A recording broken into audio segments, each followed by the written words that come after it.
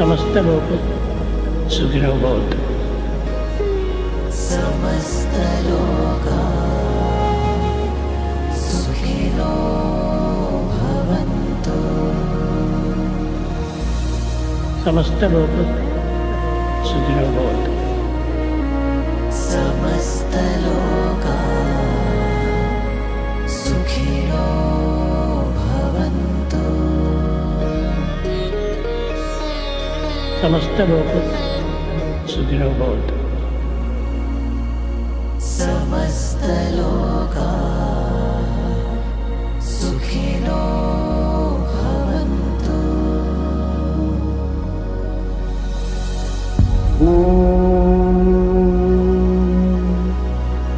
शांति शांति शांति।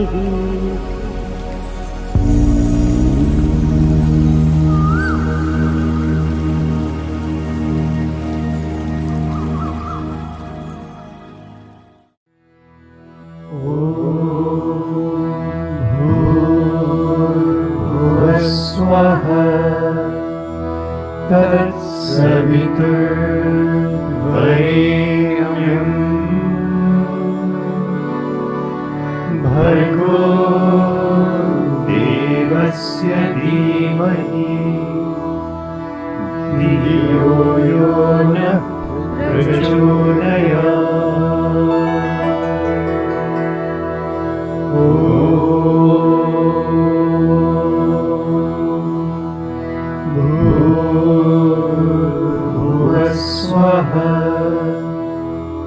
तत्सवितुर्वरेण्यं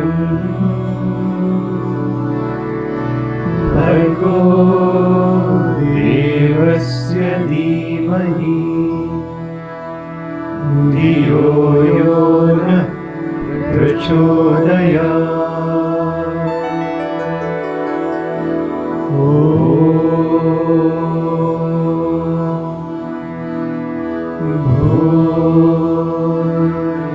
भूर्भुवस्सुवः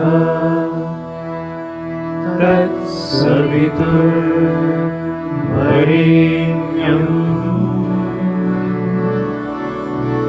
भर्गो देवस्य धीमहि धियो यो नः प्रचोदयात्।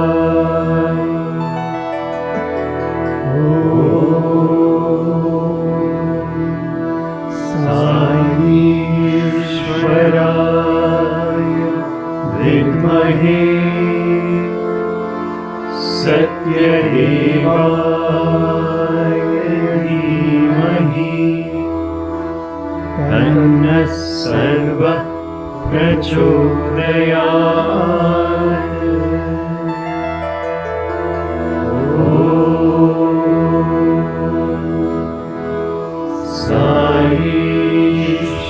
साईश्वराय विद्महे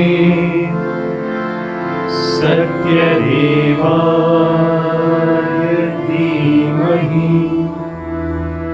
तन्नः सर्वः प्रचोदयात्।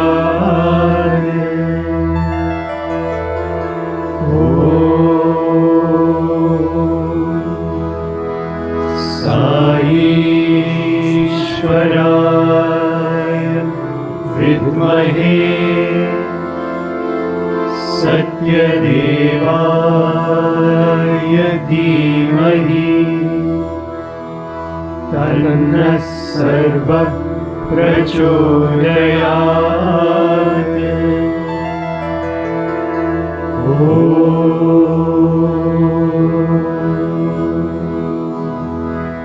शान्ति शान्ति शान्तिः।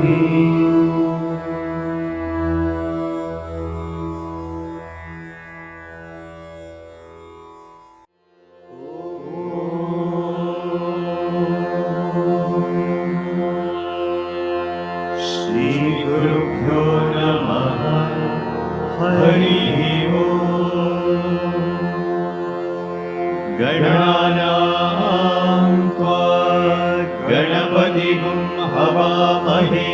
कविं कवीनामुपमश्रवस्तमम् ज्येष्ठराजं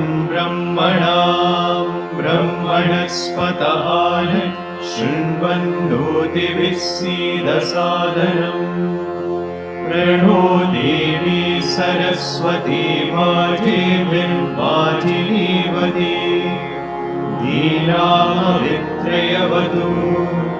गणेशाय नमः सरस्वत्यै नमः श्रीगुरुभ्यो नमः हरिः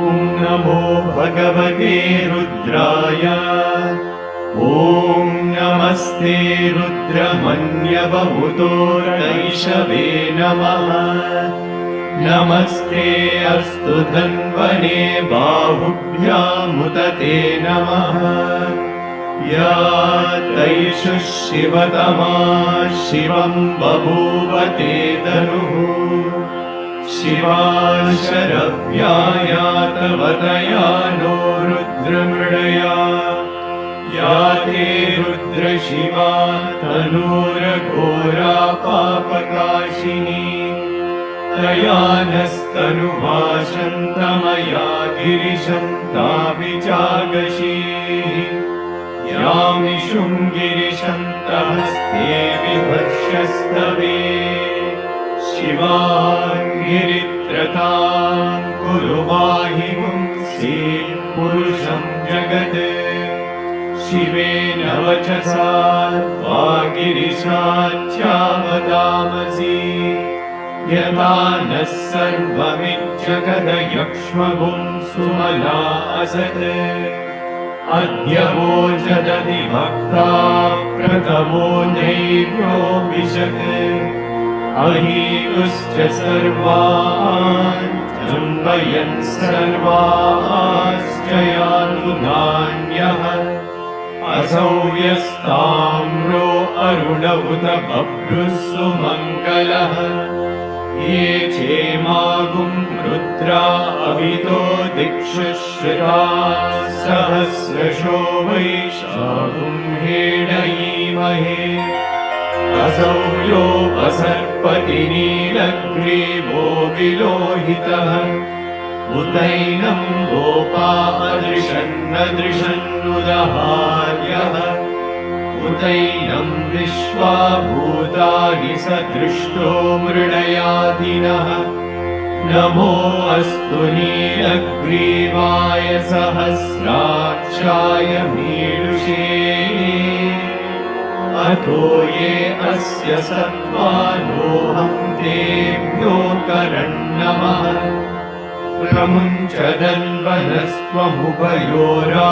प्रमुञ्चदन्वनस्त्वमुभयोराग्नियोज्या याश्च ते हस्तैषवः पराता भगवो वपा अवतत्यदनुस्त्वगुं सहस्राक्षशतेषु ते निशीर्य शल्यानां शिवो नः सुमना भवा विज्यं धनुःकपर्दिनो विशल्यो बाणवागुम्भुता अनेशन्नस्येषव आहुरस्य निशङ्गतिः या ते हेतिर्मीदुष्टमहस्ते बभूवते धनुः तयास्मान् विश्वतस्त्वमयक्ष्मया परिभुजा नमस्ते अस्त्वायुधायानागताय कृष्णवे उभाभ्यामुदते नमो बाहुभ्यां तव धन्वने परिते धन्वनो हेतिरस्मान् वृणक्तु विश्वतः अतो य इषुधिस्तवारे अस्मन्निदेहितम् नमस्ते अस्तु भगवन् विश्वेश्वराय महादेवाय त्र्यम्बकाय त्रिपुरान्तकाय त्रिकाग्निकालाय कालाग्निरुद्राय नीलकण्ठाय मृत्युञ्जयाय मृत्युञ्जयाय सर्वेश्वराय सदाशिवाय श्रीमन्महादेवाय नमः। ॐ शान्ति शान्ति शान्तिः।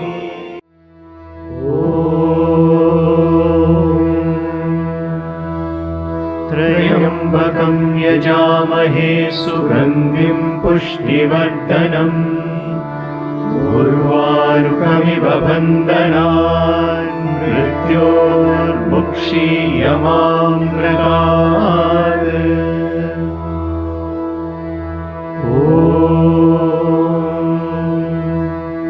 त्र्यम्बकं यजामहे सुगन्धिं पुष्टिवर्धनम् उर्वारुकमिव बन्धनान् मृत्योर्मुक्षीयमामृतात्।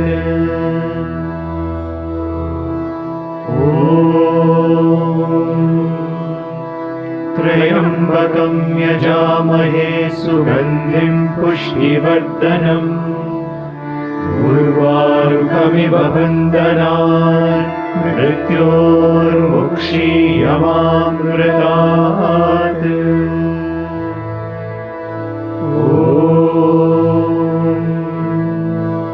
त्र्यम्बकं यजामहे सुगन्धिं पुष्टिवर्धनम् उर्वारुकमिव बन्धनान् मृत्योर्मुक्षीयमामृतात्।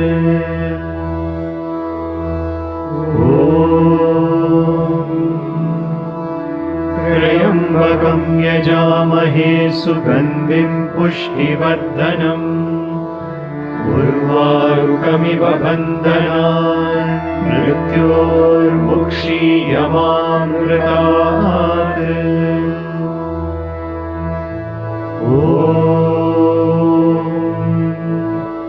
त्र्यम्बकं यजामहे सुगन्धिं पुष्टिवर्धनम् उर्वारुकमिव बन्धनान् मृत्योर्मुक्षीयमामृतात्।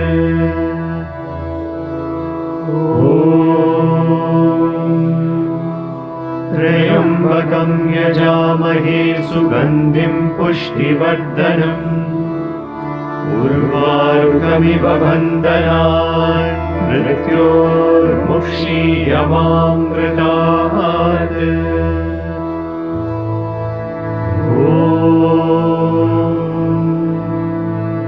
त्र्यम्बकं यजामहे सुगन्धिं पुष्टिवर्धनम् उर्वारुकमिव बन्धनान् मृत्योर्मुक्षीयमामृतात्।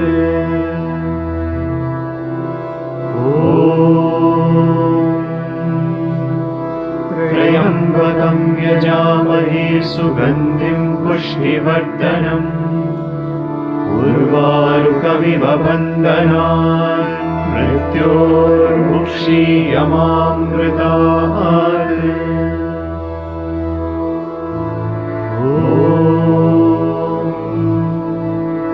त्र्यम्बकं यजामहे सुगन्धिं पुष्टिवर्धनम् उर्वारुकमिव बन्धनान् मृत्योर्मुक्षीयमामृतात्।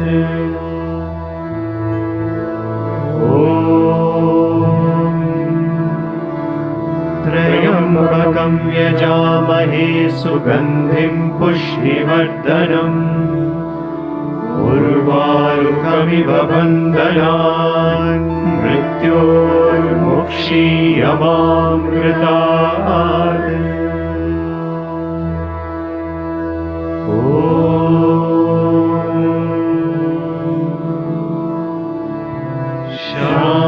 शान्ति शान्ति शान्तिः।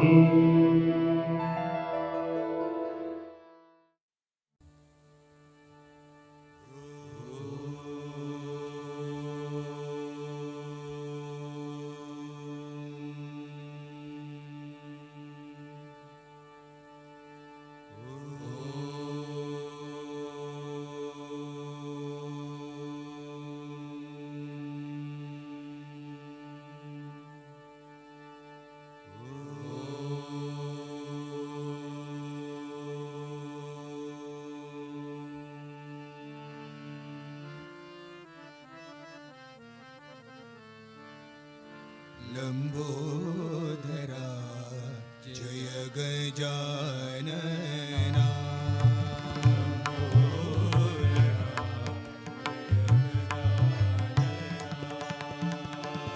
लंबोदरा जय गजानना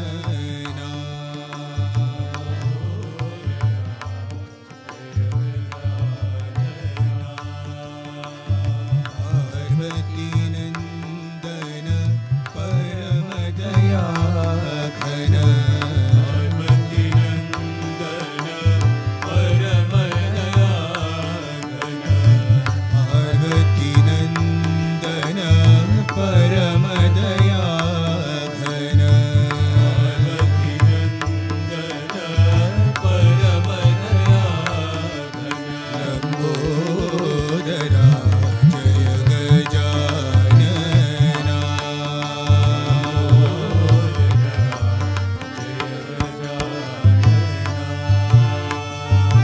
बंध विमोचन भव भय भंजना बंध विमोचन भव भय भंजना बंध विमोचन भव भय भंजना बंध विमोचन भव भय भंजना प्रणव स्वरूपा हे शिवानंदन प्रणव स्वरूपा हे शिवानंदन प्रणव स्वरूपा हे शिवानंदन स्वरूपा हे शिवानंदन पाहि प्रभो मां पाहि गजानन पाहि प्रभो मां पाहि गजानन पाहि प्रभो मां पाहि गजानन पाहि प्रभो मां पाहि गजानन लंबोदरा जय गजानना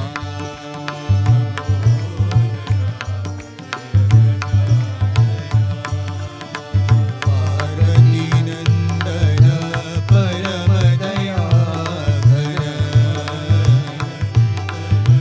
परम दया लंबोदरा जय गजानना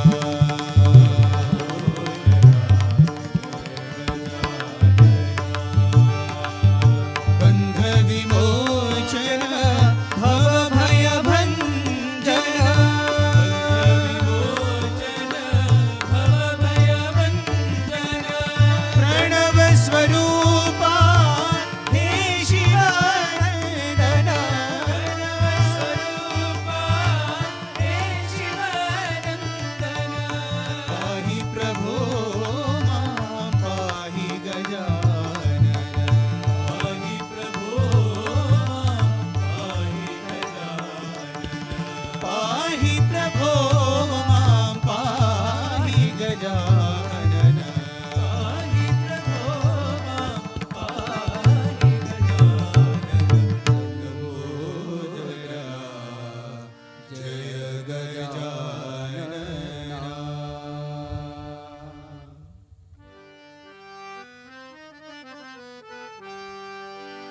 जय जय साई मां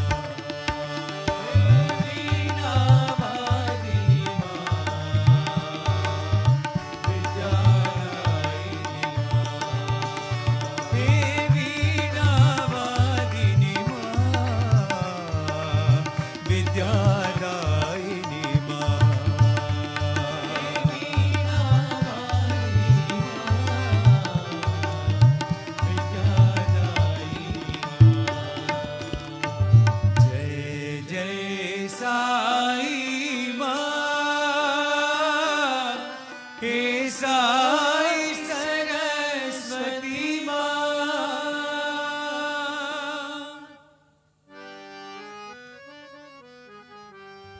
प्रणव स्वरूपा हरियो साई स्वरूपा हरियो साई। प्रणव स्वरूपा हरियो साई स्वरूपा हरियो साई। नारायण हरियो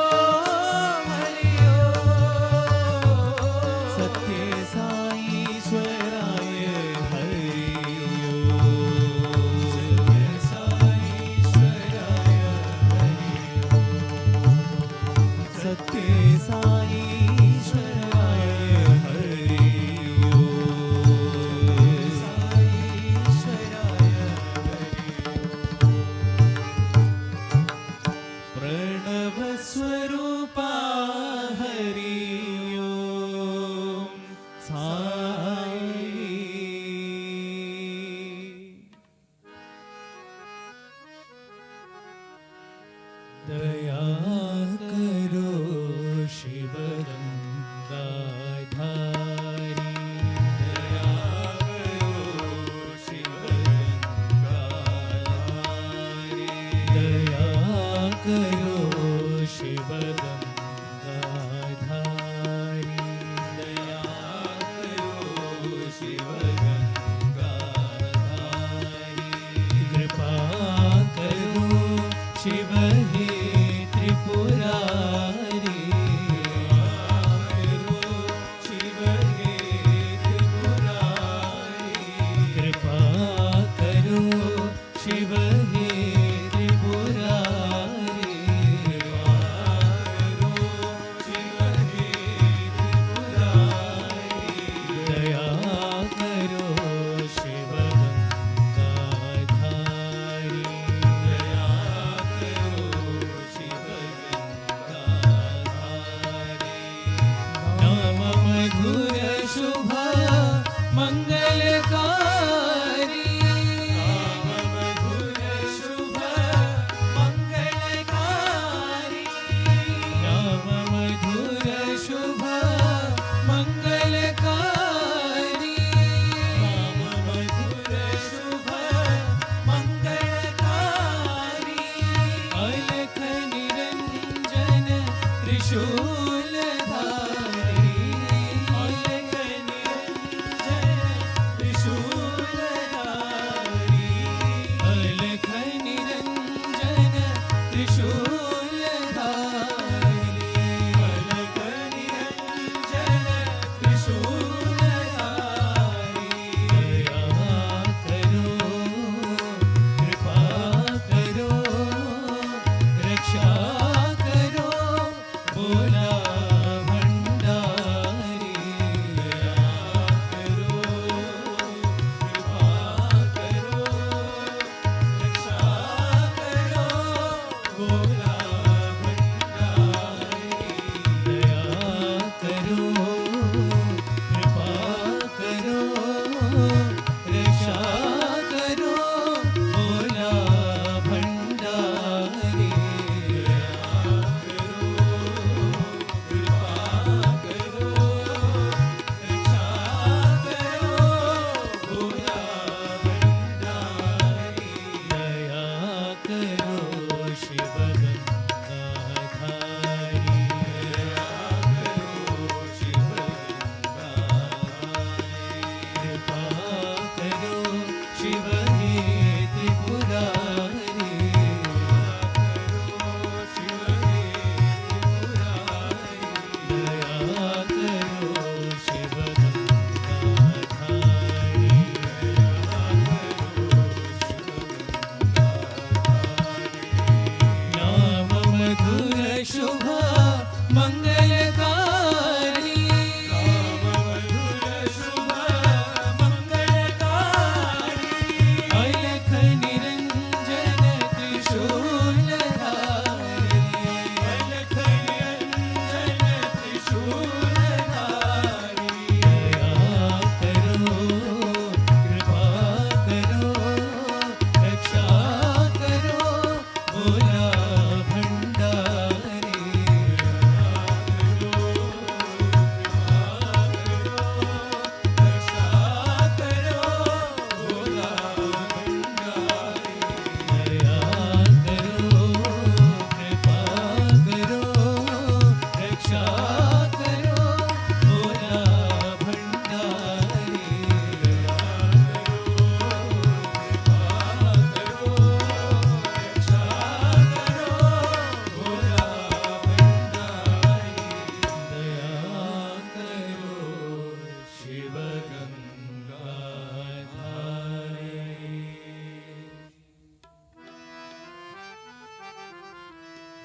बेड़ा पार करो मेरे साईं, बेड़ा पार करो मेरे साईं, बेड़ा पार करो मेरे साईं, बेड़ा पार करो मेरे साईं, उद्धार करो मेरे बाबा,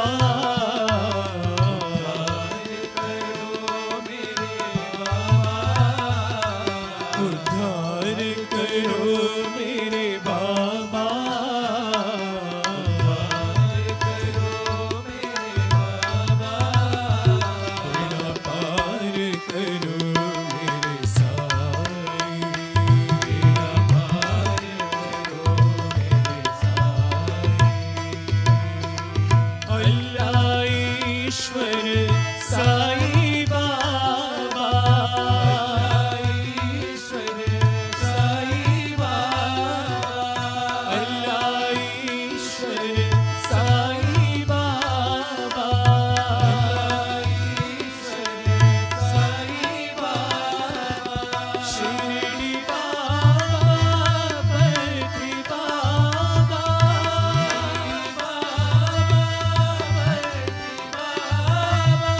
शिरडी बाबा, पति बाबा,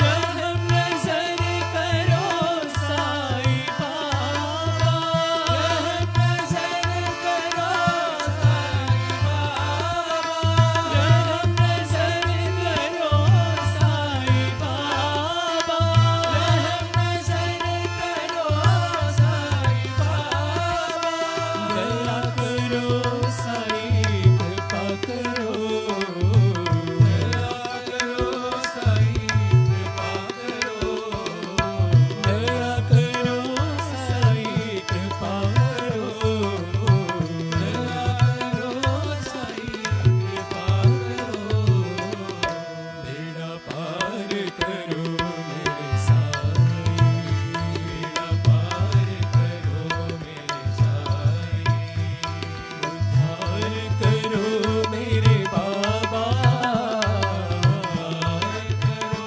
मेरे बाबा, बेड़ा पार करो मेरे साई, बेड़ा पार करो मेरे साई, अल्लाह ईश्वर साई बाबा,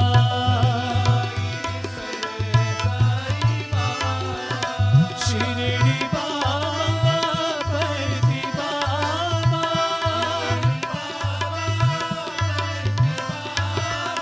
रहम नजर करो साई बाबा,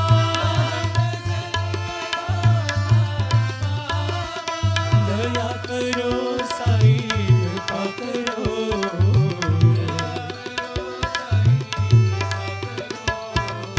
दया करो साई, कृपा करो,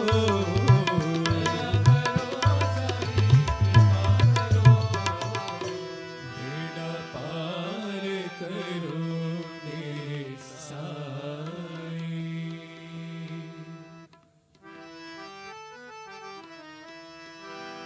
जय मुरली माधवा शौरी, जय मुरली माधवा शौरी, जय मुरली माधवा शौरी, जय मुरली माधवा शौरी, परम पावना पंढरीनाथा,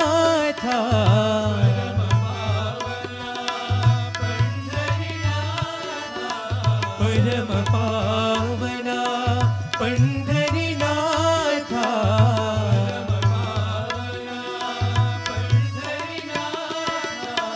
परमात्मा हे पुरंदर विठ्ठला,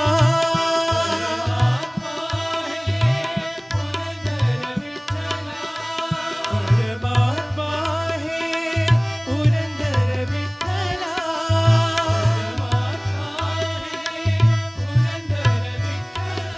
श्री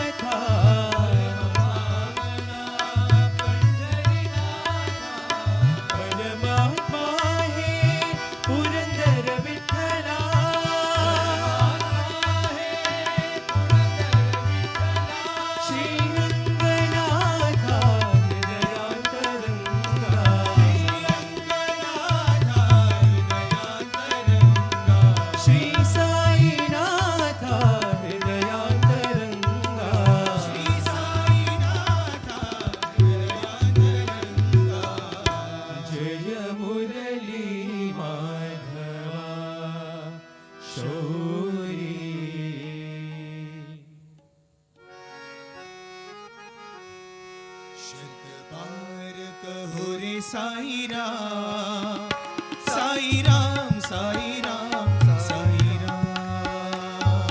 बार कहो रे साई राम, साई राम, साई राम, साई राम। शत बार कहो रे साई राम, साई राम, साई राम, साई राम।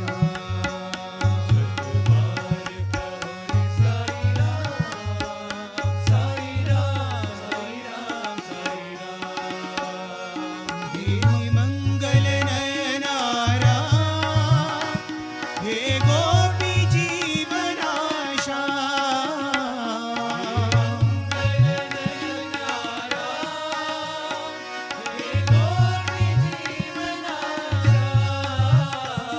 हे शिरडी के भगवान, हे प्रशांति निलया राम।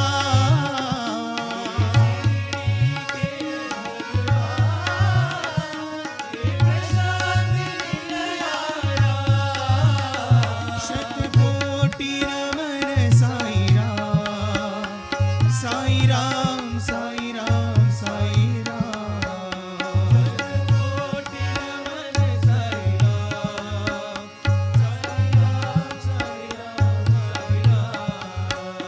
शतकोटि नमन साई राम, साई राम, साई राम, साई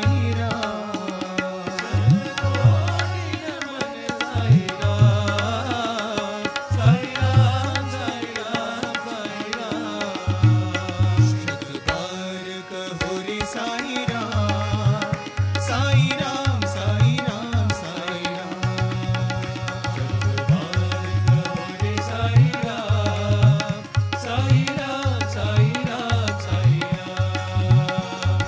हे मंगल नयना राम, हे गोपी जीवनाशा।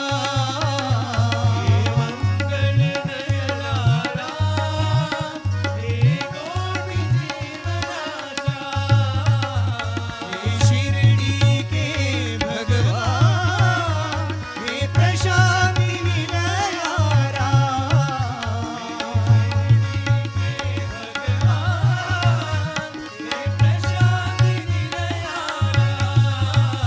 शतकोटि नमन साई राम, साई राम, साई राम, साई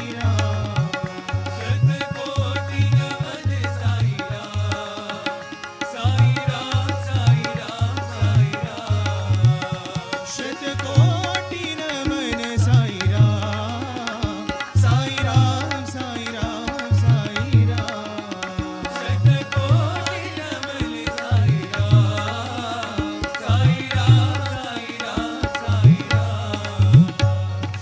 बार कहो रे साई राम, साई राम, साई राम, साई राम।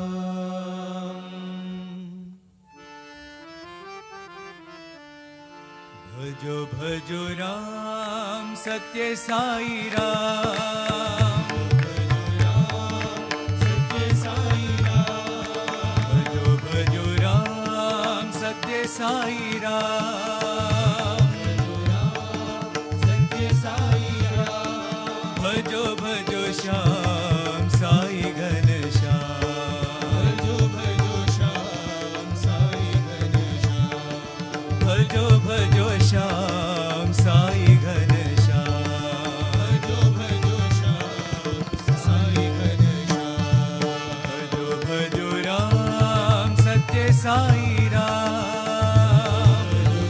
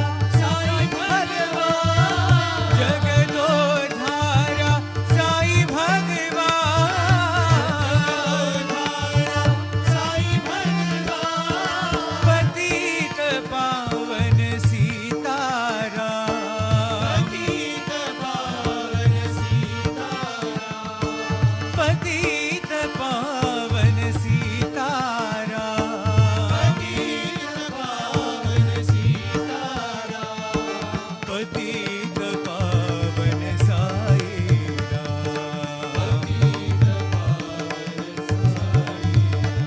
हे पतित पावन साई राम। भजो भजो राम सत्य साई राम। भजो भजो श्याम साई घनश्याम। भजो भजो राम सत्य साई राम। कलियुग के अवतार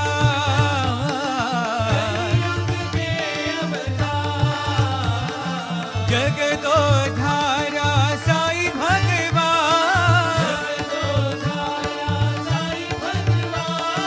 पतित पावन सीताराम। पतित पावन साई राम। हे पतित पावन साई राम। भजो भजो राम सत्य साई राम। आनंद सागरा मुरलीधरा। सागरा मुरलीधरा। आनंद सागरा मुरलीधरा। सागरा मुरलीधरा। मीरा प्रभु राधे श्याम वेणुगोपाला। प्रभु राधे श्याम वेणुगोपाला। मीरा प्रभु राधे श्याम वेणुगोपाला। प्रभु राधे श्याम वेणुगोपाला। आनंद सागरा मुरलीधरा। सागरा मुरलीधरा। नंद यशोदा आनंद किशोरा। यशोदा आनंद किशोरा। नंद यशोदा आनंद किशोरा। यशोदा आनंद किशोरा। जय जय गोकुल बाला जय वेणुगोपाला। जय जय गोकुल बाला जय वेणुगोपाला। जय जय गोकुल बाला जय साई गोपाला। जय जय गोकुल बाला जय साई गोपाला। आनंद सागरा मुरलीधरा। सागरा मुरलीधरा। मीरा प्रभु राधे श्याम वेणुगोपाला।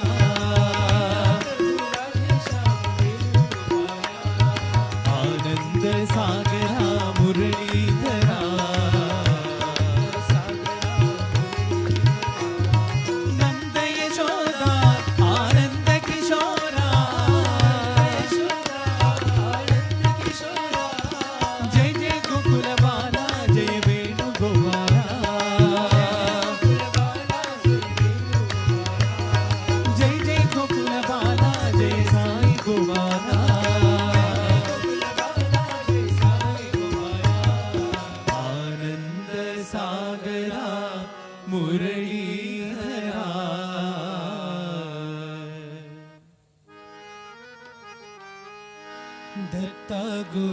दत्ता गुरु दत्तात्रेय गुरु। दत्ता गुरु दत्तात्रेय गुरु। दत्ता गुरु दत्तात्रेय गुरु। दत्ता गुरु दत्तात्रेय गुरु। साईनाथ दीनानाथ ब्रह्मरूप गुरु। साईनाथ दीनानाथ ब्रह्मरूप गुरु।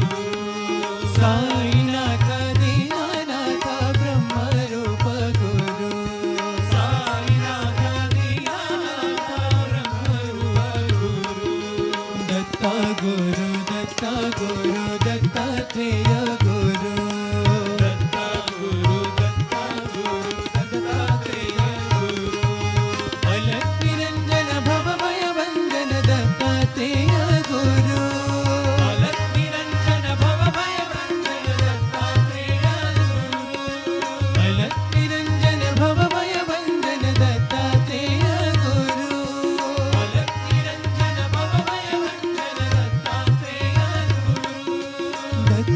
दत्तात्रेय गुरु साईनाथ गुरु दत्ता गुरु दत्तात्रेय गुरु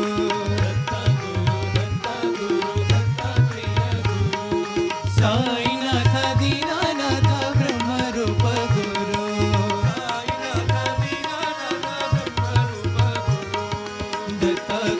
दत्ता गुरु दत्तात्रेय गुरु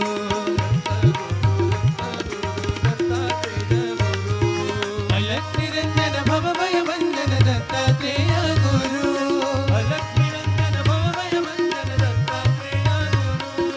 दत्तात्रेय गुरु साईनाथ गुरु दत्ता गुरु दत्तात्रेय गुरु राम राम साई राम राम राम साई राम राम साई राम पति पुरीशा साई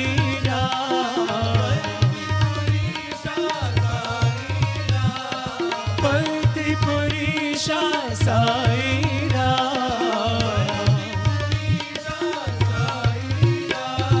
राम राम साई राम मधुर मनोहर सुंदर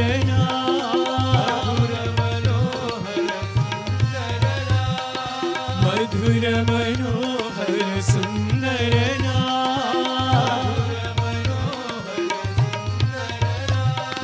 श्यामल कोमल नयन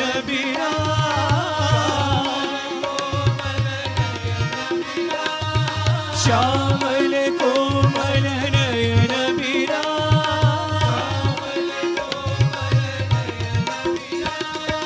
रवि कुल मंडन राजन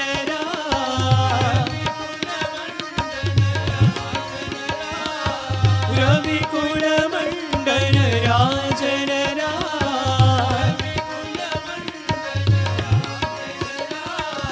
परम पावना मंगल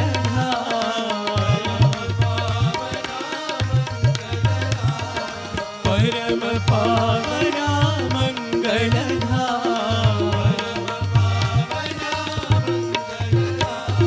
राम राम साई राम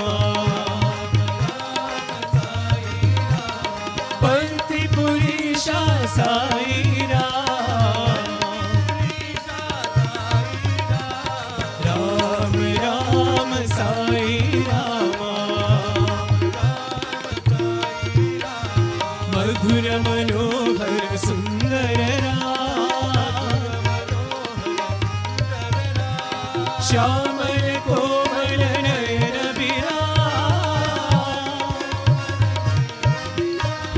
रवि कुल मंडन राजन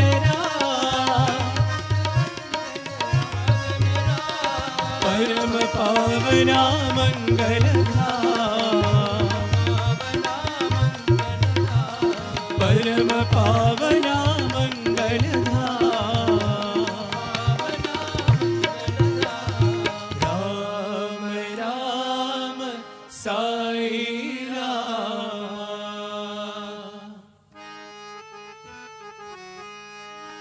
भव भय हरणा वंदित चरणा भव भय हरणा वंदित चरणा जय राध जय माधवा शौरी जय राध जय माधवा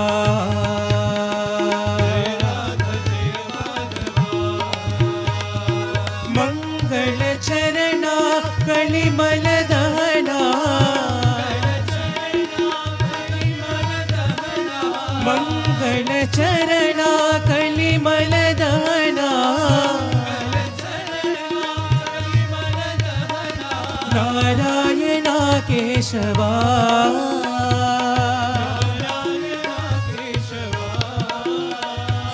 नारायणा केशवा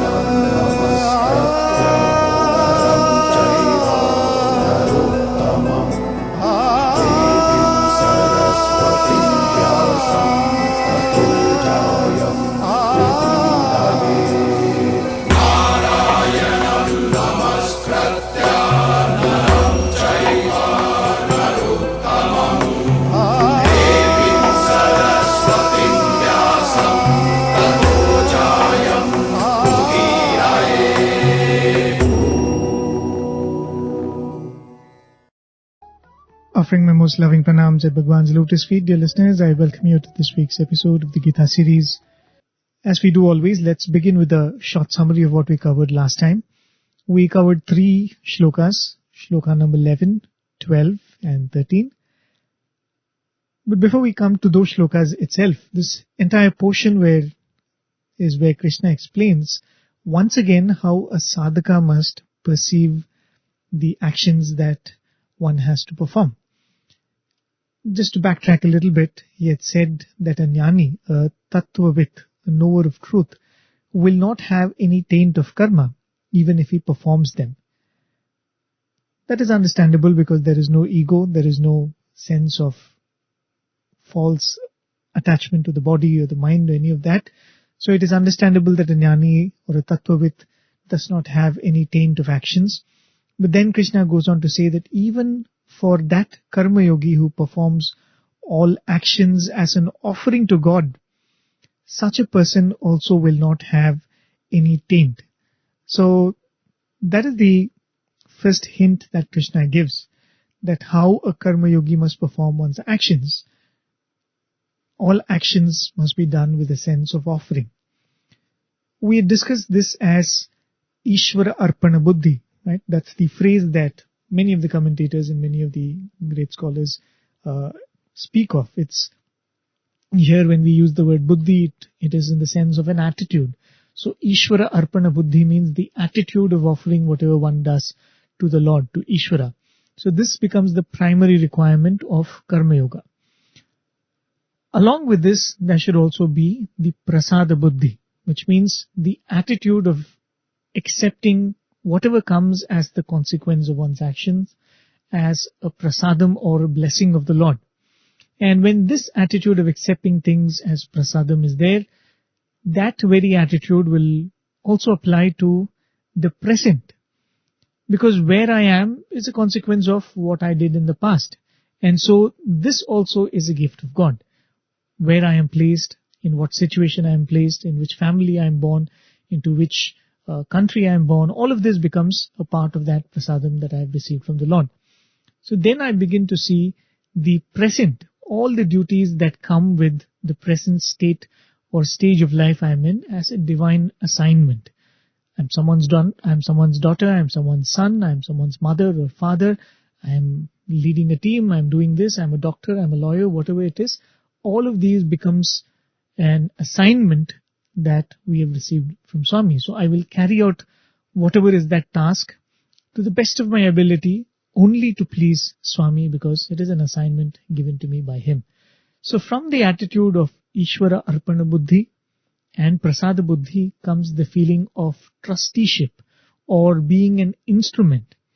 And from there, this desire of doing whatever one does to please God, Sarva Karma Bhagavat Prithiyartham, as Swami would say. And this is a concept which is not spoken of at length in Bhagavad Gita so far. It will come in a later place, but we can derive that this is one of the important traits of a Karma Yogi.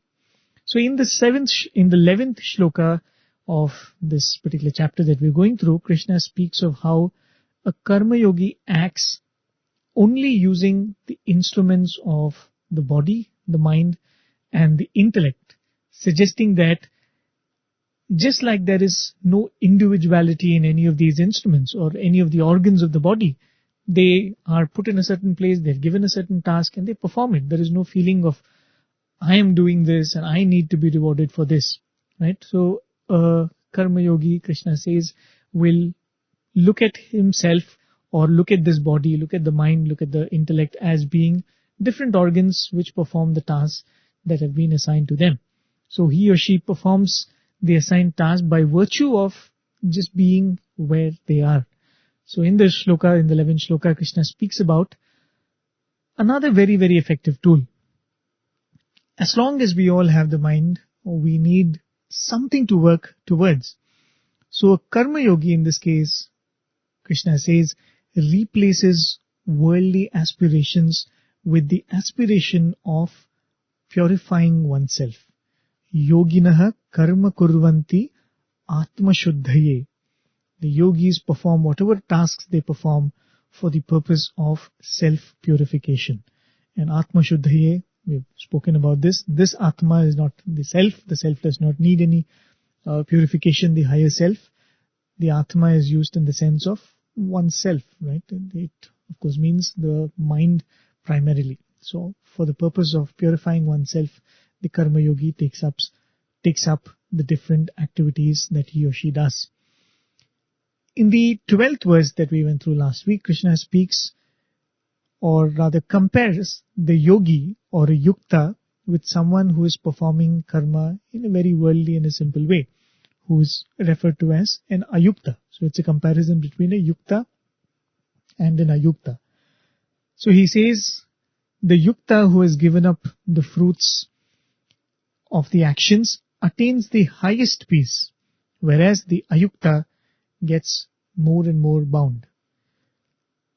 We also saw the beautiful play of words in this statement of highest peace. Shantim apnoti naishtikim, where naishtikim might suggest that it is the supreme shanti, as well as the shanti that comes, the peace that comes out of atmanishta, or being firmly established in the Atman or the self.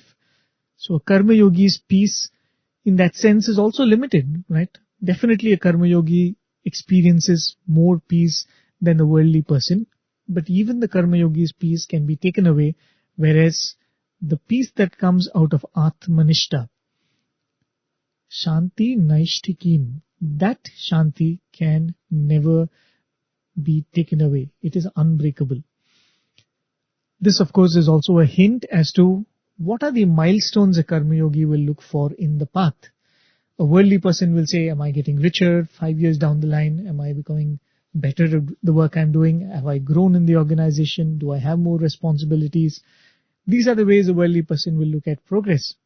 But a karma yogi, a sadhaka, will have to see if he or she is feeling more inner peace, is there more satisfaction, and is that peace becoming more and more undisturbed, right? So these become the milestones when one becomes a karma yogi. This is also a hint as to, this is the 12th verse. The 13th verse, Krishna speaks of how a jnani continues to live in the body even after attaining this understanding. Here the body is compared to a fortress or a palace with 9 gates, Navadvare Pura. The jnani who now knows that he is not the body, he is not the deha, but he is the dehi, the indweller. Now he lives in this Navadvare Pura, the city or the palace of 9 gates, like a master. He neither acts nor does he command others to act. Na eva kurvanna na karyanna. Not acting, not even causing others to act. In this manner, he lives in this Navadvare Pura. And this does not mean that he is inactive. This does not mean that the karma yogi gives up action, because Krishna clearly says that he or she mentally renounces all activities. And the mentality of the person is that of a sannyasi. He does not give up actions altogether. And so mentally the person is established in the fact that he or she is not the doer, nor does the person inspire action. The body, the mind and the intellect do what they are supposed to do, as we just discussed. There is no, if you can imagine a person who is a king of a palace, and everything works with clockwork, that one does not even have to command people to act. One, certainly being a king, does not have to take care of things, trivial things oneself. Of course, these are all different analogies, and there are always problems with analogies. And today we're going to be discussing that to a certain extent. But these were the verses that we went through, verses 11, 12 and 13. We will go to the next 3 verses, probably we'll be able to cover them today. So we will listen to verse number 14 of the 5th chapter. We have it rendered beautifully in the voice of Brother Shyam. We'll listen to it. I'll give you a brief meaning after we listen to the shloka. And then we will discuss in detail about what Krishna is saying here. न कर्तृत्वं न कर्माणि लोकस्य सृजति प्रभुः न कर्मफलसंयोगम् स्वभावस्तु प्रवर्तते. The Lord acquires neither the state of being a creator of the world, nor the actions, nor the connection with the fruits of their actions, but it is the inherent nature that exerts. So this is the 14th verse of the 5th chapter.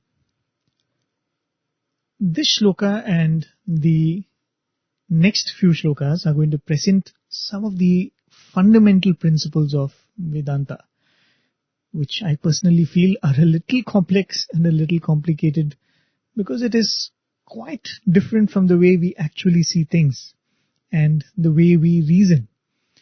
So before I start making an attempt to explain these concepts, let me place a disclaimer that my explanation may not be convincing and may not be adequate. In fact, we did speak briefly about some of these paradoxes even the last week, one of them being na eva kurvanna na karyanna, not acting, not even causing to act, but still being a master, being a vashi, right? This was the description of the jnani who identifies with the self, which means this is the nature of the self. Neither does it act, nor does it inspire or cause another to act. So this is further reiterated in this shloka, but Krishna also mentions who then is the doer. See, we have already said that the individual is not the doer, which means the ahankara is not the doer. We are now saying that the self or the Atman is also not the doer. who then is the doer? We will see an answer to that in this particular shloka, but as I said, it is not very easy to comprehend, but we'll come to that in a short while. Let us first see what Krishna is saying in this particular shloka. He says, Prabhu, the Lord. So this is a continuation of what Krishna was speaking of in the previous shloka. He had said, Aste sukham vashi navadvare pure. The Jnani is a happy resident who is in the city of 9 gates. And he is a vashi. He is a master. So the analogy, as I said, is like a king who lives in the palace or lives in a fortress. And he is the master, but he doesn't have to do anything. And everything is done by the subjects, and he doesn't even have to raise a finger or raise his voice. Everything is taken care of. So here Krishna, in a sense, continues to speak about such a person and calls him Prabhu or the Lord. But as this is the reference to the self, it is also taken as Krishna referring to the higher self as the Lord, and the higher self is also the Lord who has created this entire universe. And this blurring of lines between the Jnani, the self, and the Lord is not coincidental. It is being done out of purpose. We will see that. And we'll go back to the shloka. Krishna says, Prabhu, the Lord, na kartritvam, neither doership, na karmani, nor actions, srijati. He creates, lokasya, for anyone. Na karmani, simply put, does not create actions. So, na kartritvam, na karmani srijati is neither does the self create actions, nor does it create the sense of doership. Now this can be the self who is the lord of the body, right? We are talking about the Dehi, the Vashi, who is living in this city of 9 gates, which is this physical body. And this statement, na kartritvam, na karmani srijati, can be attributed to that self, but if you see, it can also be attributed to the Lord of the universe, who is like the Dehi, if you consider this entire physical creation as his Deha, right? I hope the comparison is clear. I am not this body. The self, which is the Dehi, is who I really am. In the same manner, the Lord is the Dehi when this entire physical creation is the Deha. So this statement, na kartritvam, na karmani srijati, Prabhu, is a direct reference to the self as much as it is to the Lord of the universe. Now the word karmani, grammatically speaking, is that it is explained as that which is the result of an action. It is not merely actions, but it is that which is a result of actions. Adi Shankara says in his commentary that, let's say you have a pot. Someone must have made that pot, which means that pot is a result of someone's action. Similarly, you have a huge business empire, let's say. Someone has built that empire, so that business empire is a result of somebody's action or a group of individuals' action. So this is slightly different from karma phala, right? When we talk of karma phala, it's a different thing. But this is a more a semantic, grammatical way of putting it. So karmani here means the actions which lead to the concretization of that action, something which is formed in the form of an object. And when used with the words Prabhu, the Lord, and the word Srijati, right? When Krishna says, uses the word Prabhu, which means the Lord, and also uses the word Srijati. Srijati is to create, right? It's a word which is typically used for the Lord. So this sentence then becomes one with dual meaning. It refers to the Atman. The Atman neither creates doership or kartritva, nor does it create objects and achievements that are born out of that karma. The same thing when referred to the God, you can say the God does not make you and me the doer, nor does he himself do. Right? So this is a parallel narrative which is going on in the shloka in the next few shlokas. And then he goes on to say, na karma phala samyogam. He does not create kartrutvam, na karmani, na karma phala samyogam, nor does he create the union between action and the fruits of actions. In the sense that the Lord does not sit and decide who should get what result for what actions that were performed. We often get into this thinking in this way, isn't it? God is being kind to someone, and to me he is being so unfair. I am working so hard, and so is having things so easy in their life. Krishna says, God does not make you seek something, God does not make you work towards it, and God does not decide if you should get what you worked for or not. That is the importance of this particular statement. He does not create doership, he does not create actions, he does not create karma phala samyogam. What is the action, what is the phala that should be given for what karma? Everything is, there is no subjectivity in this. There is no one Lord who is sitting there and deciding who should get what, right? And he says that this is the nature of the self too. The self does not aspire for anything because the self is self-sufficient, right? That's what we've been telling so far. Because it does not aspire, it also does not choose to work towards it. It is self-sufficient, so there is no aspiration. Since there is no aspiration, there is no commitment towards taking up any particular karma. And though the self is divine, all-powerful, it does not ensure success or failure. Imagine you have the Lord within you. We often, this is one of the things living with Swami we have understood. We feel that anything that Swami does should have a perfect result. Perfect result according to our thinking. So if Swami builds an institution, it has to be the best institution. If Swami performs a marriage, it should be a match made in heaven. If Swami, somebody who is given a lot of attention from Swami, a student of Swami who has received so much from Swami, he must be the most perfect individual. This is our thinking of what will the result of the all-powerful Lord performing an action. In the same way, we have the Lord within us. We are that Lord. The self, the pure self is Swami, and this Swami does not ensure that this karma should be successful, this karma should be a grand success or something brilliant should come out of it. There is nothing like that. Now let us talk about the most confusing part and the fundamental question that is often asked. As I said, this is not something that is easy to comprehend, at least for me. There might be some people in the audience who are well versed with this, but I'm confessing that it is not very clear, it is not easy to comprehend even for me. Who is deluded? Right? That's the $1 million question. Who is deluded and who is performing the actions?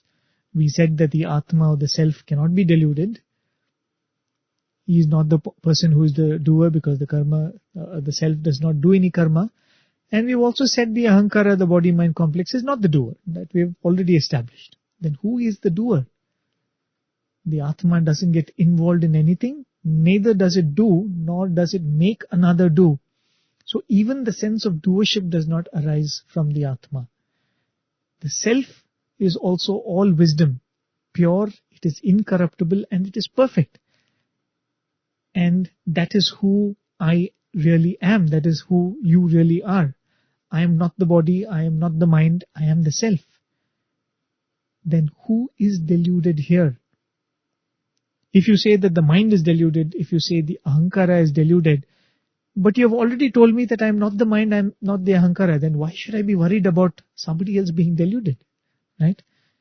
Why should I be worried about someone else being in delusion? Because I am not the Ahankara, I am not the mind, I am the self which can never be deluded. Then who is deluded here? And who is thinking that he or she is the doer? Who is desiring? Who is exulting? Who is crying? If my true nature is beyond delusion, why should I read the Bhagavad Gita? Why should I perform karma yoga or any sadhana? Right? This is one of the most fundamental questions which is always asked. Any sincere sadhaka, aspirant who has gone through Vedanta at some point will ask this question. You are telling me that I am the self which is perfect. You are telling me I am not the mind. You are telling me I am not the Ahankara. then who is deluded? Where is that delusion? Who has to realize? Who has to acquire jnana? One of the methods that is extensively used to explain concepts which are complex like this in Vedanta comes under a category called Upamana Pramana. Explanations that are given using analogies and comparisons and examples. This is in reality a very inadequate tool. I have mentioned this earlier too. We always are working with a lot of analogies. We're working of, the pot and the mud. We have the analogy of the snake in the dark. We have the analogy of the sun hiding behind the clouds. We have the analogy of the mirage. So all of these come under that Upamana Pramana, and all of these are very inadequate in explaining something comprehensively. Just imagine this for the next few minutes. Imagine that there is a person who has never seen a bird in their lifetime. And you have to explain to this person how a bird looks. Right? So remove from your mind all the image of how a bird looks. You've never seen a bird in your life. You've never seen something which has wings and feathers and which looks like a bird, right? Imagine a pigeon in your mind. I have to explain to a person who has never seen a bird in his or her life how a bird looks. What would I say to that person? I will tell, imagine a person, but this person does not have normal hands. The person has hands that are flat. There are no fingers. The forearms are not rounded. The arms are flat, and it is covered by cotton-like objects, right? Because they've never seen feathers. So I'm saying covered by cotton-like objects, and I start describing a feather based on something that they've seen. It's like threads, but it is very soft. It is very light. And then I tell them, imagine the nose is not the nose like a normal person. The nose is hard. It is probably made like, material, something like pista shells, and it is pointed, and it is in this texture. It is, there are no teeth. It is like this. It is triangular. And then I tell them, if you remove the skin and the flesh and have only bones in the feet, that is how the bird's feet look, right? That's how the bird's feet look. There is no flesh and muscles in a bird's feet and claws. So what are we actually doing here in this form of explanation? From an image that the person is familiar with, I am trying to build an image of something that the person is not familiar with. The person has not seen. Now, if you can just think of an image that I just gave you, you've never seen a bird, but if you think of the image which I gave you, I doubt if a person who has not seen a bird, from the description that I gave, can ever comprehend how really beautiful that bird looks. When you finally see the bird, you'll say, my God, is this the creature that you described to me? Whatever you said was true, but what I'm seeing is completely different. It looks so beautiful, it looks so graceful, right? And this is the problem with most of the analogies and comparison that we give. Yes, it conveys truthfully and honestly whatever the person is trying to convey, but it never gives the complete picture. In the same way, we give many examples. We give examples of mirages, a person dreaming, the burning embers being covered by ashes, as I said, the snake in the dark. All of these analogies are in some way or the other inadequate to explain the concepts of Vedanta, the concept of the self, the concept of where this delusion is, who the doer is, right? They certainly help, but are incomplete. In the same manner, this concept, when I am divine in truth, who is deluded then, is something that is very difficult to explain. But we'll come to that maybe after we go through the next shloka. But who is the doer? As I said, Krishna answers that question in this particular shloka. If the self is not the doer, and not even the inspirer of actions, then who propels and who does? Because we are constantly acting. I'm speaking to you, you are listening to me, and probably even as you're listening to me, you're performing some other activities. After I'm done with this, I'm going to go and do something else. So we are constantly in the move, we are constantly acting something or the other. So action is happening. So who is the propeller of these actions and who performs these actions? And Krishna answers, he says, Swabhavaha tu pravartate. The swabhava makes it do all this. It is one's nature which propels all these actions. So it is this nature that must be deluded too, isn't it? Two questions. Who is the doer and who is deluded? Because doership also comes from delusion. So when Krishna says swabhavaha tu pravartate, all actions come from this swabhava or nature. So delusion also must be in this nature. And we will come to see even jnana will also have to come into this nature only. So for now, the delusion and the doership is in this swabhava. But if I am the Atma, the self, then why should I be bothered about this nature which I am not being deluded? That is the $1,000,000 question. But we'll come to that after we go through the next shloka. So we'll listen to this next shloka, which is shloka number 15. I'll give you a brief meaning and then we will discuss in detail about what Krishna says. नादत्ते कस्यचित् पापम्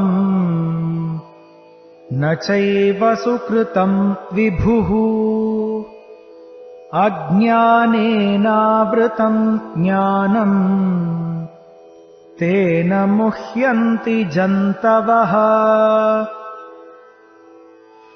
The Lord takes neither the demerit nor even the merit of any. Knowledge is enveloped by ignorance, thereby beings are deluded. The two lines of the shloka are each in a way a continuation of what was said in the previous shloka. In the previous, Krishna said, it is neither the creator of doership, nor is it the doer itself, right? Neither does it do, nor does it create doership. In law, there is something called abatement of offences, right? That's something which is very common. You would have heard this even in political debates and in jurisprudence. Abatements of offences it is also considered as punishable as offences itself, right? What is it? Someone has, say, committed a crime, say of a murder or a theft. The person who has committed the offence is certainly going to be punished.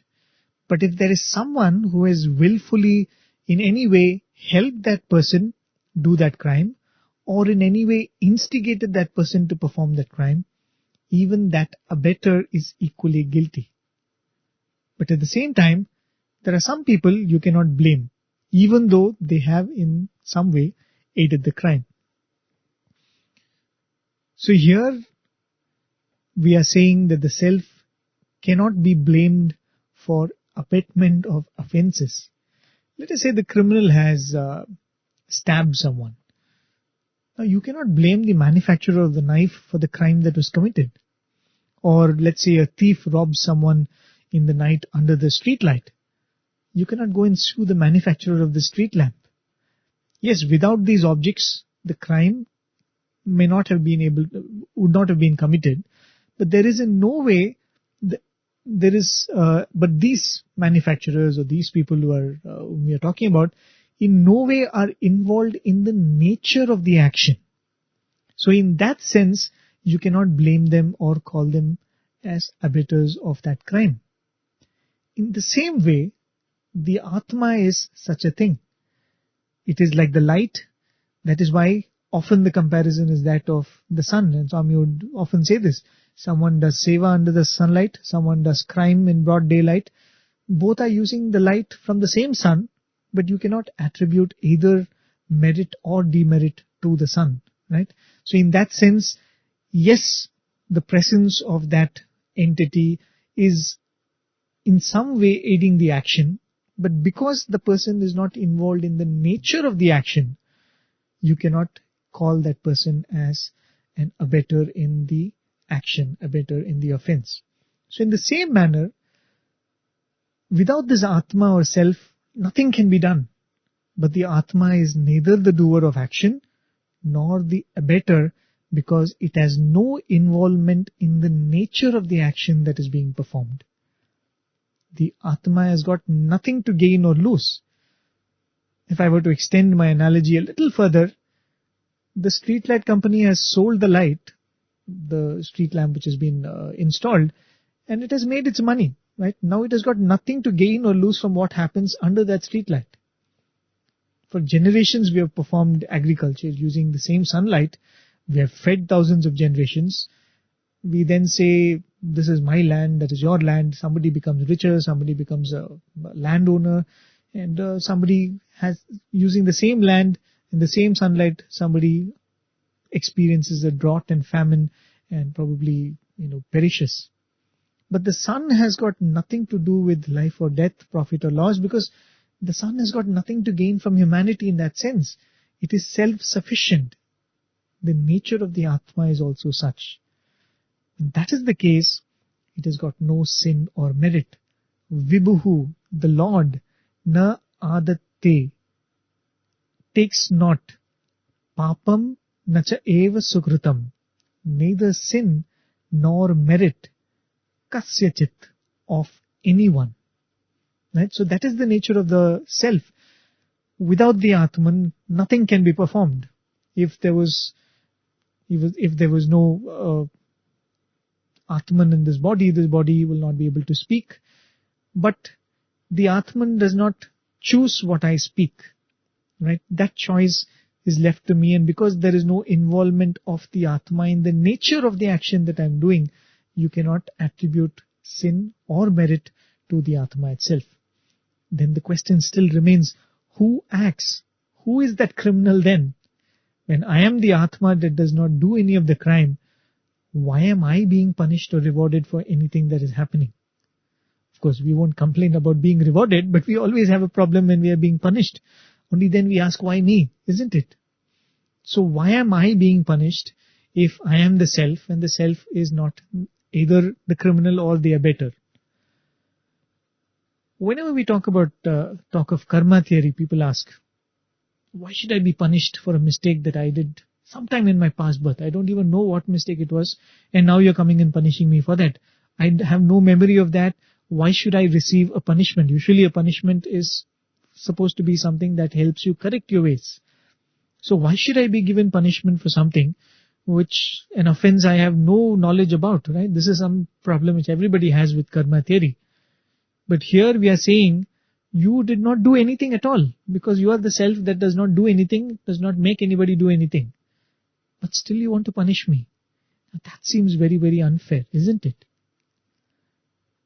Going back to the shloka, so who is the culprit then? In the previous shloka, Krishna said, Swabhava is making a person act. My nature and your nature is making us perform karma and is making us choose the kind of karma. But how is my nature different from who I am? When I am the pure Atma, how is it that my nature is different? When I am the self, how can I have a swabhava which is different? Krishna says, Ajnanena avritam jnanam. Ajnana or ignorance covers jnana or knowledge. Yes, knowledge is your true nature, but right now ajnana covers it, and this covered nature of the jnana, this is the nature at this moment, right? Yes, there is jnana under this blanket of ajnana, but right now the entity is ajnana covering jnana. Ajnanena avritam jnanam tena muhyanti jantavaha. The knowledge that is covered by ajnana is what causes delusion in beings. Here again Krishna gives an analogy of sorts, right? There is jnana, then it is covered by ajnana. Something like you have either ashes covering the embers or a blanket put over something. You have a pot which is covered by a cloth. Again, an analogy. There's always a problem with analogy, as we just saw. So he says that this jnana covered by ajnana is what causes the delusion, and so there is karma, and hence there is sin and merit. My problem with this is, where am I in all of this? After saying that the self is beyond ignorance, Aren't we now saying when Ajnana covers it, then it gets diluted? The moment you say that the self is perfect, the moment you say the self cannot be deluded, the moment you say the self is the Lord, the self is Swami, how can there be delusion? How can I be deluded? I say that I am Prem. Let us say that this is my identity. Now say someone puts makeup on me, a wig, a beard, and changes my complexion by applying something and so on and so forth. Another person who is looking at me may be under the illusion that I am not Prem, I am somebody else. How will I be deluded about my own identity? Right? I know who I am, right? You could change my appearance, you could make me grow a long beard, you could probably dress me like a woman, but still I will know who I am, right? Somebody else who's seeing me might get deluded, but how can I be deluded by the makeup that I wear? That is why I said all analogies are limited and we will have to think in a slightly abstract manner to understand this concept. Going back to what Krishna said in this verse, Ajnanena avritam jnanam tena muhyanti. When jnana is covered by ajnana, from that is born delusion. Now from this delusion is born the real problem. One of the results of this delusion is itself this feeling of I, which we refer to as ahankara. This sense of I as an individual self, separate from the rest, that itself is part of this delusion. Now look at this problem. I am asking this whole question of how am I deluded? Who am I? What mistake did I do? Why am I suffering? Why am I going through all of this, etc., etc. Everything from a subjective point of view. I am the subject who is asking this question, isn't it? But Vedanta tells me that subject, that ego sense, that I am asking this question, that sense, that ahankara itself is an illusion. So in a sense, it is not that the jnani is enlightened and I am deluded. The delusion is, I think I am separate from so and so whom I refer to as a jnani. I'll repeat that statement. It is not that the jnani is enlightened and I am deluded. The delusion is, I think I am separate from the jnani. I don't know how much my explanation helped in clarifying this, but as I said right in the beginning, it is not simple to similar to any of the examples that we usually give. Even all put together, it will not convey the same idea, right? But the interesting thing is, this delusion will not leave by merely having this information, right? If I've told you that this ahankara, this feeling that I am the separate entity is the delusion, okay, you've informed me, so I'm good now. Okay, I'm not the delusion, I'm the self. It doesn't go away like that. There is a certain methodology by which I must get rid of this delusion. And for that, I start with the delusion itself, which means from this idea that I am this individual, I have to start doing certain actions. There are some actions, if in this delusion I will go deeper and deeper inside and will get knotted up. And there are some actions, if I do, I will be able to release myself from this. There are some actions, if I do, saying that I will achieve this, I'm going to chase this, I'm going to build this empire, I'm going to become this, become that, I'm going to become rich, I'm going to become powerful. All of that, I am chasing deeper and deeper into this delusion, into this maya. And that will further change my swabhava. But using the same swabhava, if I take a few simple steps, which are also within this delusion itself, which is what is being spoken of here as karma yoga, then I will be slowly releasing myself from this delusion. This is what Krishna said in one of the verses that we discussed last week, the difference between a yukta and an ayukta. He said the yukta is going to march towards that supreme peace and ayukta is going to get deluded. The yukta and ayukta are both in delusion. Right? That's the important point. Both of them have the ahankara. Both of them have the swabhava, which Krishna is speaking about here. But what you do from that point of I am now saying I am so and so, working in so and so place, doing such and such a thing. From this point, am I going to be an ayukta, further going deeper into this maya, or am I going to be a yukta, a karma yogi, who is going to do actions in such a manner that I'm going to slowly release myself from this delusion? And the more we free ourselves from this delusion, probably the knowledge begins to shine from within itself. Because the jnana is not outside, it is always within. My swabhava or nature is what is making me feel ignorant. Right? So that is the subtle point of this whole thing. Right? When we ask who is deluded, who is doing this, who is doing that, who is the actor, who is the doer, who is inspiring action, the person who is asking this question itself is part of that delusion, itself is part of this mirage. Now this shloka and this portion of 2-3 shlokas, it is technically believed to be to be the essential concepts of the Sankhya philosophy.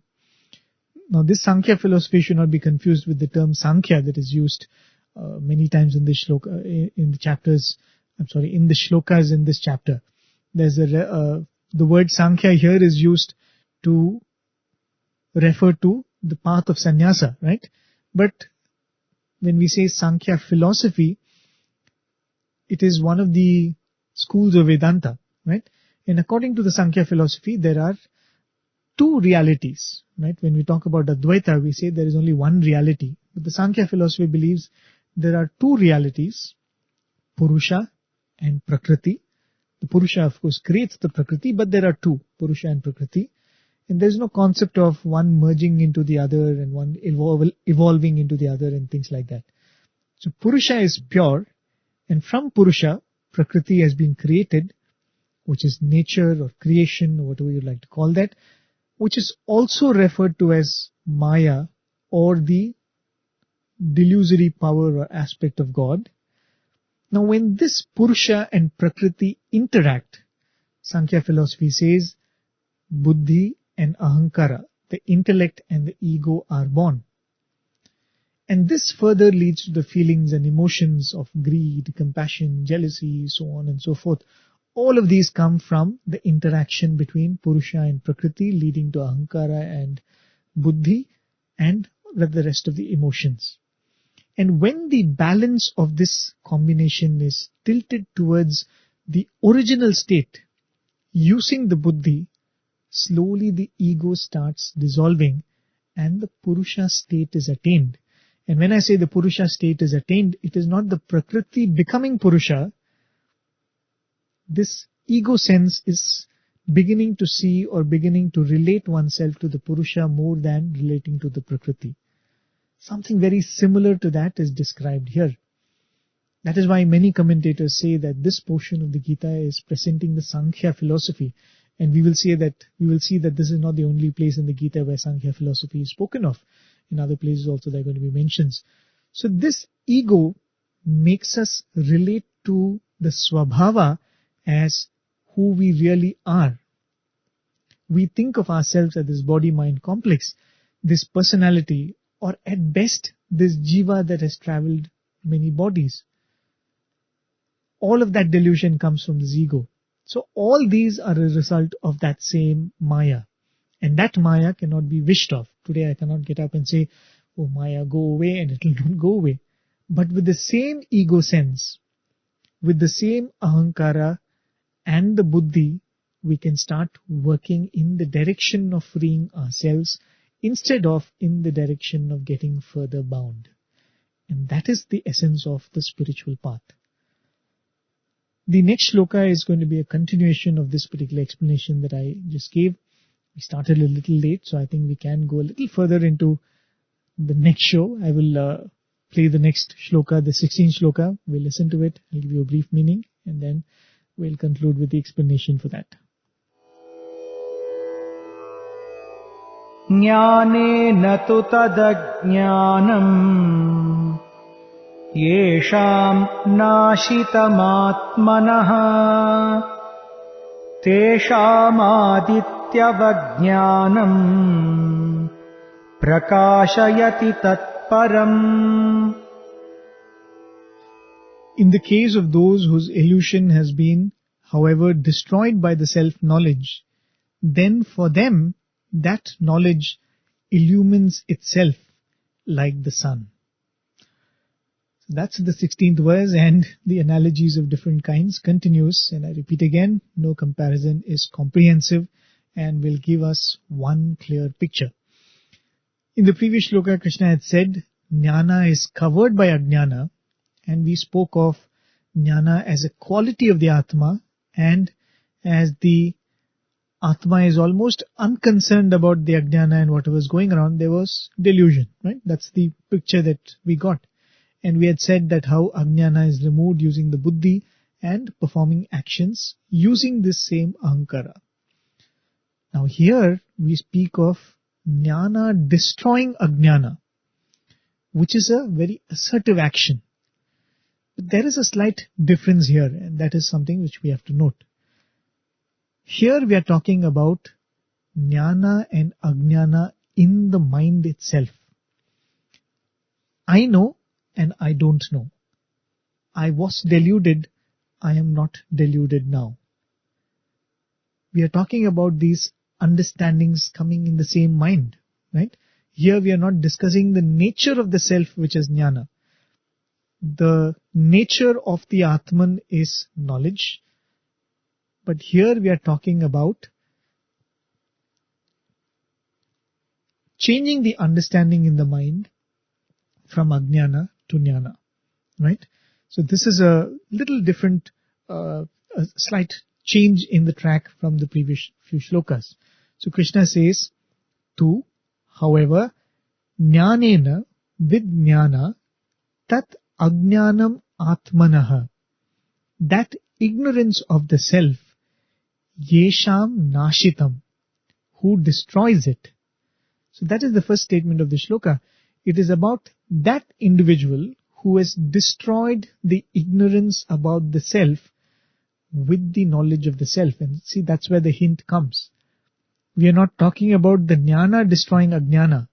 We are still talking about the individual who still has this feeling that I am so and so, I am doing this, I am a sadhaka, the ahankara is still in action. So we are talking about the individual who has destroyed his ignorance in the mind with knowledge in the mind. Now I am thinking I am this body, I suffer, I enjoy, I do karma, I will face the consequences.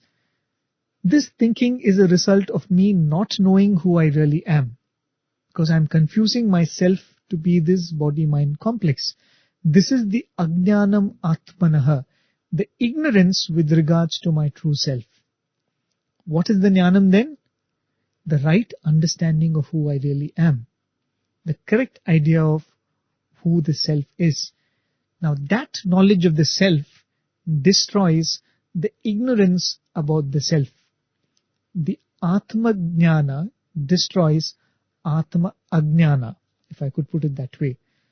So our true nature is Jnana, and it is covered with Ajnana, as Krishna said in the previous verse. That true Jnana is the nature of the self, and Ajnana is the nature of Maya, nature of Prakriti, which then creates this Swabhava, or this personality. So laboring through Karma Yoga, using self-enquiry, I now start establishing this self-knowledge and getting rid of this false identification that I've created for myself. When I do that, Krishna says what happens in the next line. He says, Tesham, for them, Adityavata, like the sun, Jnanam Prakashyati, knowledge sheds light on Tatparam, that highest. Something similar to what Krishna has been saying. When one attains Antakarna Shuddhi, the self slowly begins to reveal itself. And that is what is referred to as Atmajnana coming from within, right? And I think it is fair enough to say that this jnana is the nature of the self eventually showing up in the mind. When the clouds in the sky part, we see the sun. But the sun is not seen with the help of any third party, right? The sun shines, and in the light of the sun, we see the sun. In the same manner, when the ignorance is removed, the self reveals itself as Tat Param, that which is the highest, that which is Brahman. The self reveals itself as Brahman. And when the sun shines, it makes its presence known and also shows everything else clearly as to what they are. There cannot be any darkness, and hence there is a direct perception of everything. As we had seen some time back, this then becomes the difference between knowledge in the mind and the experience of that knowledge. You see that you are the self, and the same self you see in everyone. Right? That's another statement which was made a couple of verses back. And all that you have been theorizing and accepting only because you have Shraddha on the words of the Guru, the words of the scriptures, now you actually see it. You see the truth with your own eyes. And this is what we had spoken of as Paroksha Jnana becoming Aparoksha Jnana. That wisdom which was based on the experience of others now comes from my own experience. Right? So in this shloka, that's what Krishna speaks about. The first line, he speaks about the jnana, which is an understanding which comes in the mind. Right? I think for all of us, probably we could now say that it is beginning to come. Even though we do not experience, I certainly do not experience so much that I am not this body, I am not this mind, though I'm saying it over and over again. Right? But at least I am convinced that I am not this body and mind because Swami has said so and I trust his words, right? So I am now replacing the ajnana in the mind with jnana in the mind, right? That's what is being spoken of here. One who destroys the ajnana in the mind with jnana. This confusion of the self is being removed with the help of the clarity of the self. But still it is coming from outside. We are reading it from the Bhagavad Gita, we are reading it from the Upanishads, we are listening to it from Swami, we're listening to it from other great saints and sages. But nevertheless, we are countering the delusion in the mind by introducing wisdom, even though it is paroksha, it is somebody else's. Paroksha means the truth which has been seen by somebody else. But because it's a person whom we trust, we take that data. But eventually, we will find that as the delusion dissolves, as the ahankara begins to dissolve, like you're looking at the sky, the cloud is slowly parting, and then you see the sun. The sun never stopped shining. The sun never ever reduced in its effulgence. But when this clouds part, we see the sun in its own light, and as we have said, once the sun shines, there is no doubt. The analogy of the rope being the snake, the analogy of somebody being dark complexioned. In the darkness you see somebody, you don't know how they look. You don't know whether it's a man or a woman sometimes. Or sometimes you see an object and you think it's a person, but it turns out to be a trash can. All of this delusion or misunderstandings vanish when the sun shines. So that's what Krishna says here. When the sun shines, when the self of the sun shines, it reveals itself to be Tat Param, the ultimate, the Brahman. And it also reveals everything as it is. It clarifies everything, right? So those are the shlokas that I wanted to cover today. Thank you for being with us, being with me, dear listeners. I know that in the course of explaining these, I'm constantly shifting between the Sanskrit terms and terminologies which are often used here and the English words. It could be a problem for some of you to follow. And if I was the listener and you were the speaker, I would have found it difficult to follow, I'm sure. So if at all there is any clarification you need in anything that has been said, feel free to write to me. I would be happy to clarify. I would be happy to share something which, which was clear in my mind, but I'm not putting it across properly. Feel free to write to me. You can write to me directly, Prem at Radio Sai, Prem at radiosai.org. That's my personal mail ID. or you could always write to us in our regular feedback mail or a WhatsApp number, listener@radiosai.org. I'll be happy to, it'll reach me and I'll be happy to respond to that. As I said, the explanations are not perfect because it's not coming from somebody who probably doesn't, who's still sharing paroksha jnana. If it was somebody who was even sharing a paroksha jnana, I'm sure it's not going to be easy to understand, because we heard some of these concepts directly from Swami and it did not make complete sense. So it does involve personal growth, right? We must grow, as Swami said in another place. All these understandings come not merely by trying to understand them. There is a change in the way we really are, which involves everything, the karma that we do, the offering that we do, the bhakti, the sadhanas, all of that together prepares this mind to begin to understand these concepts and to break down this delusion which is there in the mind. So with that, dear listeners, I most humbly offer this effort at Swami's lotus feet, and I express my gratitude to each one of you for joining me week after week. Do join me next week too, 7:30 p.m. for the continuation of this Gita series, A Triune Pilgrimage. Till I meet you all next week, take care. Jai Sai Ram.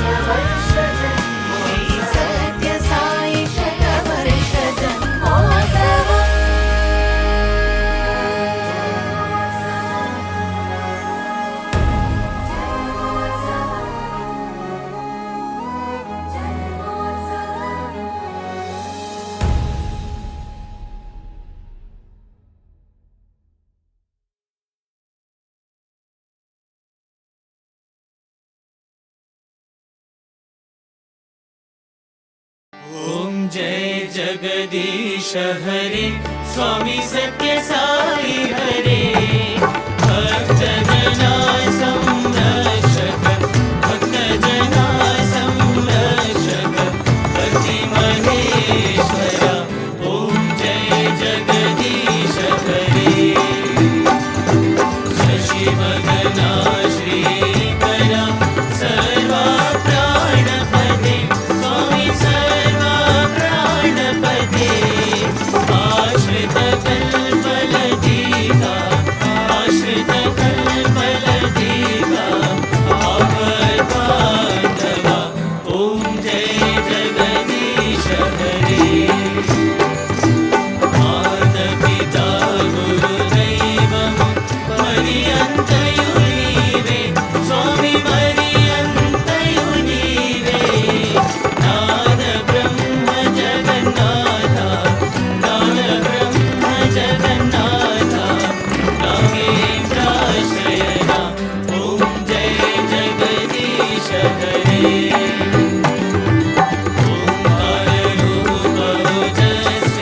Sai Mahadeva सत्य साई महादेवा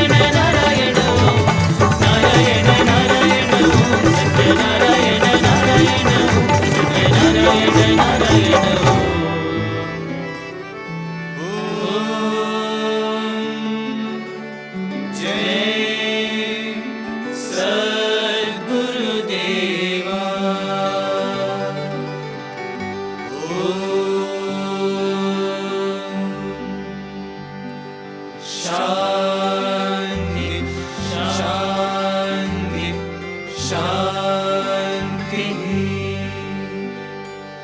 समस्तलोकाः सुखिनो भवन्तु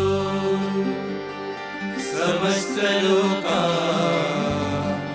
सुखिनो भवन्तु समस्तलोकाः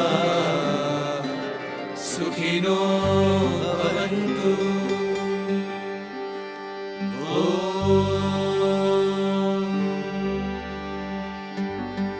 शान्ति शान्ति शान्तिः जय बोलो भगवान श्री सत्य साई बाबा जी की जय।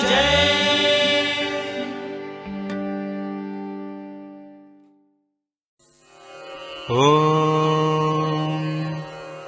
साईश्वराय विद्महे सत्यदेवाय धीमहि तन्नः सर्वः प्रचोदयात्। ॐ साईश्वराय विद्महे सत्यदेवाय धीमहि तन्नः सर्वः प्रचोदयात्। ॐ साईश्वराय विद्महे सत्यदेवाय धीमहि तन्नः सर्वः प्रचोदयात्। ॐ साईश्वराय विद्महे सत्यदेवाय धीमहि तन्नः सर्वः प्रचोदयात्। ॐ साईश्वराय विद्महे सत्यदेवाय धीमहि तन्नः सर्वः प्रचोदयात्। ॐ साईश्वराय विद्महे सत्यदेवाय धीमहि तन्नः सर्वः प्रचोदयात्। ॐ साईश्वराय विद्महे सत्यदेवाय धीमहि तन्नः सर्वः प्रचोदयात्। ॐ साईश्वराय विद्महे सत्यदेवाय धीमहि तन्नः सर्वः प्रचोदयात्। ॐ साईश्वराय विद्महे सत्यदेवाय धीमहि तन्नः सर्वः प्रचोदयात्। ॐ